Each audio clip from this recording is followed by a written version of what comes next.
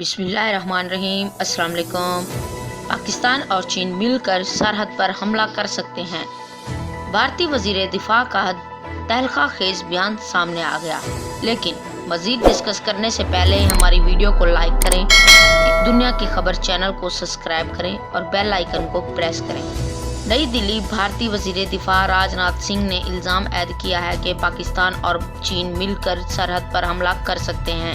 लेकिन भारतीय वजीर दिफा ने स्ट्रेटेजिक एतबार से अहम इलाकों में मसला अफवाज की नकलो हरकत को आसान बनाने के लिए 14 पुलों का इफ्तिताह किया है। ये पुल लद्दाख, मकबूजा जम्मू कश्मीर, अरुणाचल प्रदेश, सकम, हिमाचल प्रदेश, उत्तराखंड और पंजाब के सरहदी इलाकों में तामीर किए गए हैं। एक ऑनलाइन प्रोग्राम में पुलों का इफ्तिताह करते हुए राजनाथ सिंह ने पाकिस्तान और चीन के साथ हिंदुस्तान की सरहदों के साथ मौजूदा सूरत हाल का हवाला देते हुए कहा कि आप हमारी शुमाली और मशरकी सरहदों के साथ पैदा होने वाली सूरत हाल से बखूबी वाकिफ हैं।